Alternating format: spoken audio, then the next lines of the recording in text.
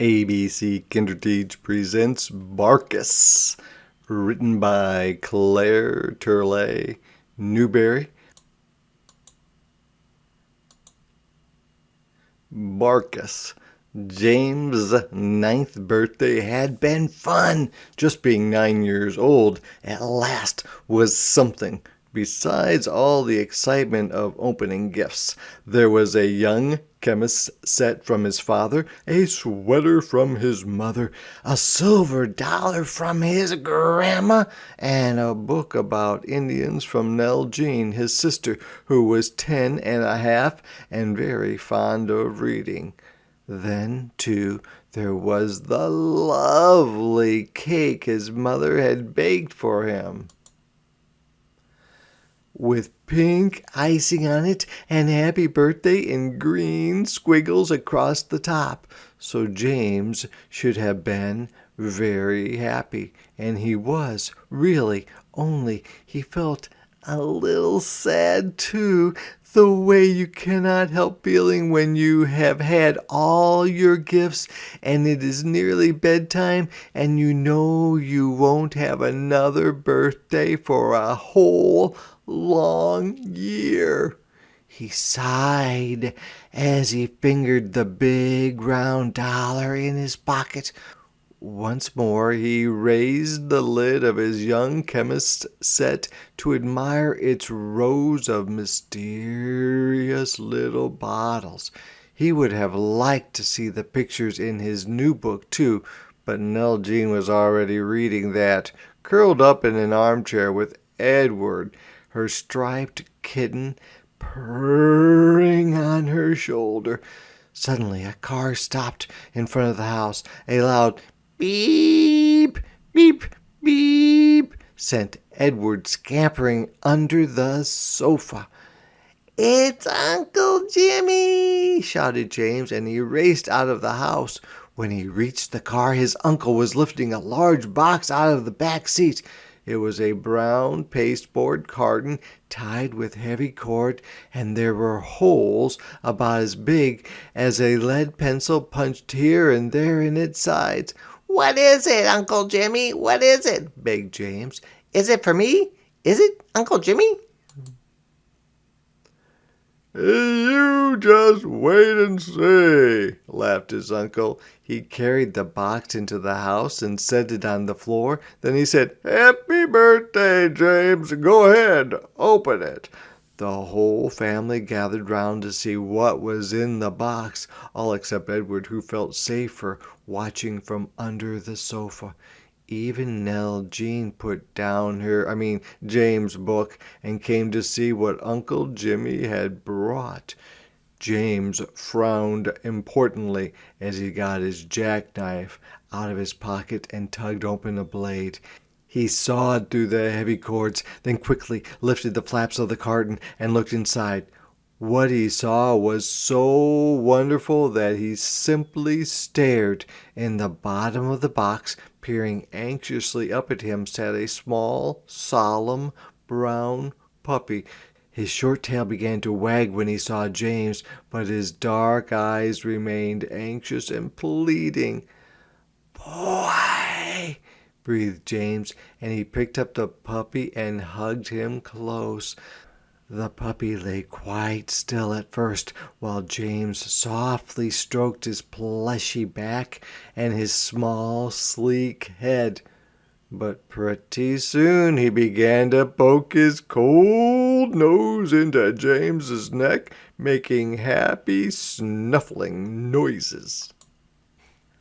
"He likes me, Daddy. He really does," cried James joyfully. "He's snoofing in my neck like anything. Oh, he tickles." "His name is Barkis," beamed Uncle Jimmy, "and he's a Cocker Spaniel." "Well, he sure is a swell dog," said James, turning his face to escape the puppy's wet tongue. "Thanks, Uncle Jimmy. Thanks an awful lot." "He's just darling, Uncle Jimmy," cried Nell Jean, letting Barkis nibble on her fingertips with his little sharp teeth. Just feel how soft his ears are, Mama. And look, they're naturally curly. Oh, I just love him. Is he part mine, Uncle Jimmy? No, yelled James before his uncle could answer.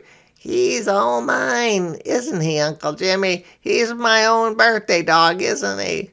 Uncle Jimmy looked startled. Why, yes, of course, he said uneasily. But you will share him with your sister, won't you, James? Of course he will, James' father said heartily. You want Nell-Jean to play with the puppy too, don't you, son? A stubborn look had come into James's face. Nell-Jean's already got Edward, he muttered sulkily, and she never would let me have any of him. So why do I have to give her part of my own birthday dog? It's not fair, said James darkly. Children, said their mother, what will Uncle Jimmy think of you? Come now, bring the puppy into the kitchen and we'll feed him. That reminds me, said Uncle Jimmy. You must always feed Barkis out of a cup, not a flat dish, or his naturally curly ears will drag in his dinner. That made the children laugh. In the kitchen, their mother mixed some shredded wheat and milk in a cup and set it on the floor, while the family crowded round to watch Barkis eat. And how Barkis did eat! He had no table manners whatsoever. With his short legs braced wide apart, he lapped fast and noisily. And when he reached the bottom of the cup, he licked it so hard that he pushed it all around over the linoleum. All this time Edward had been hiding under the sofa, but seeing Barkis eat made him feel hungry too.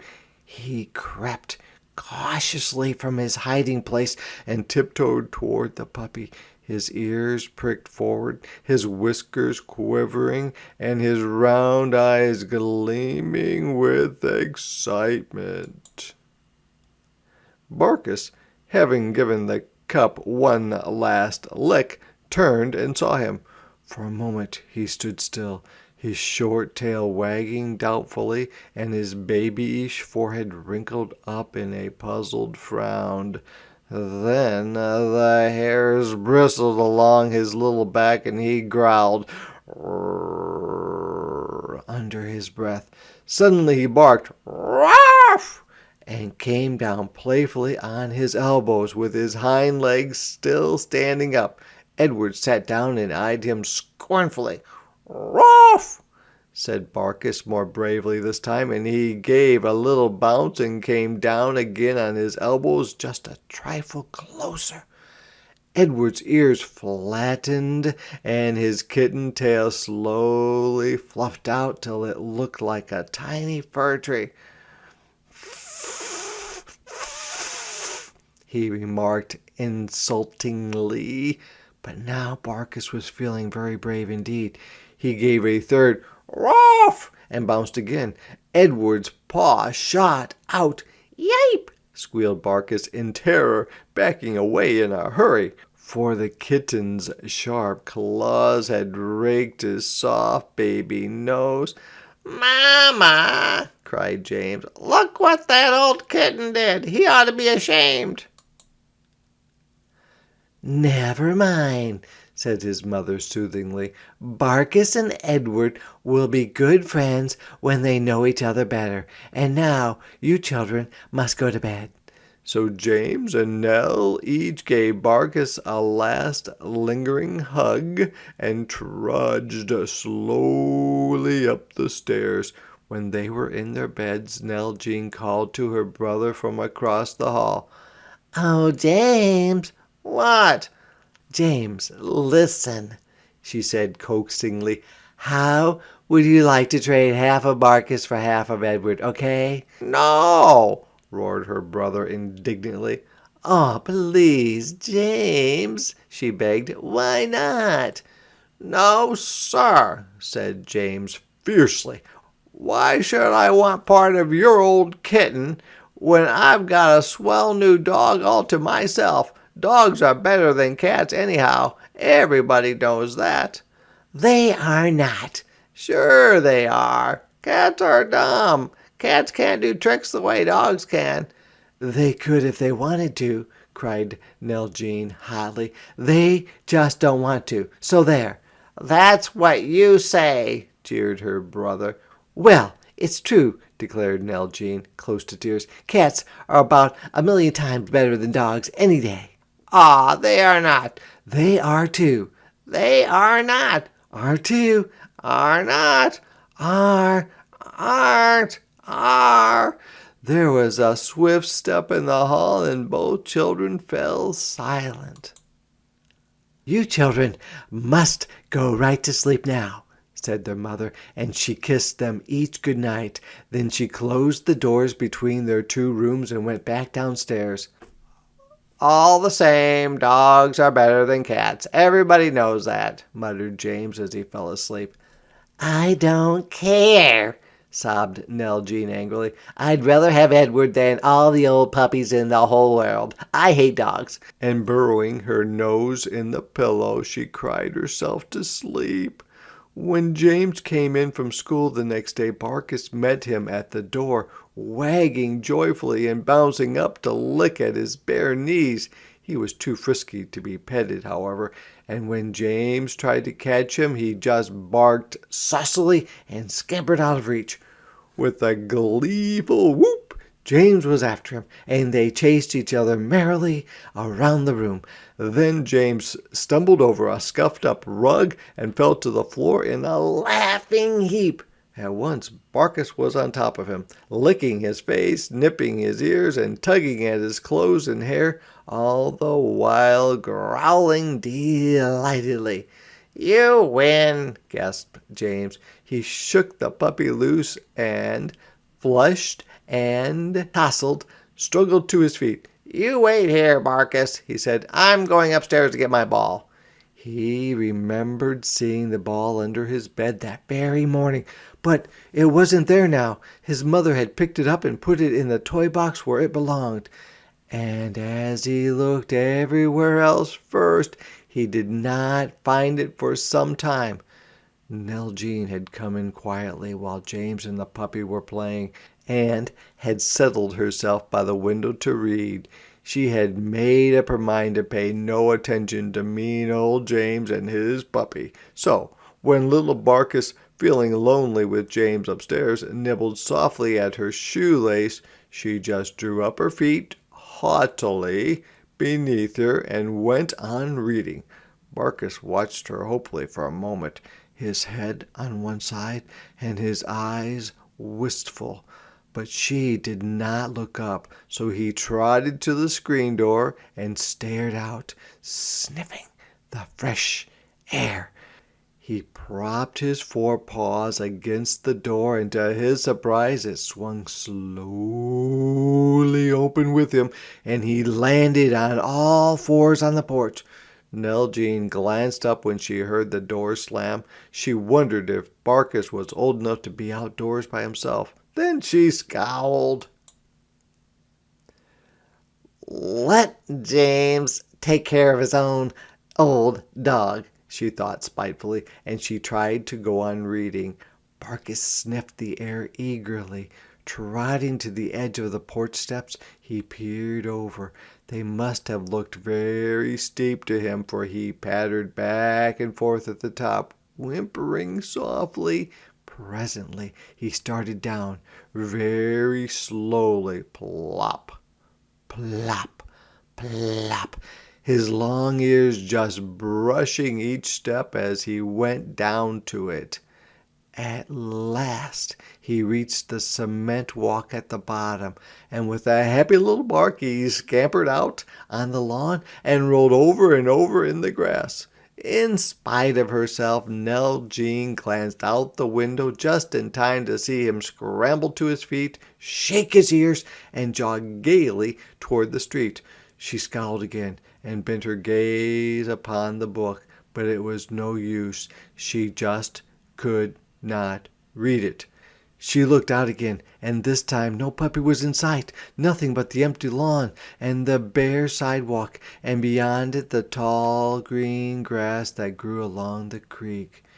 Nell Jean gave a little shriek and, flinging down her book, ran out of the house. She clattered down the steps and a moment later was kneeling beside the creek, pulling a wet and frightened puppy out of the icy water.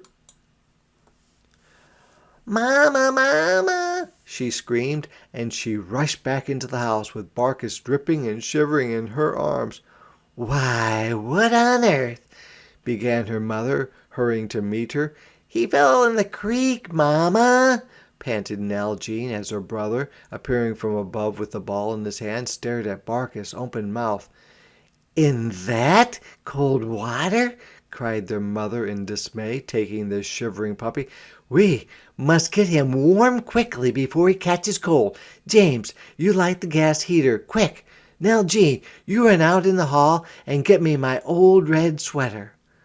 Already she was briskly rubbing the wet puppy with a bath towel, and when the sweater was brought, she wrapped him all up in it so that nothing but his little square muzzle could be seen.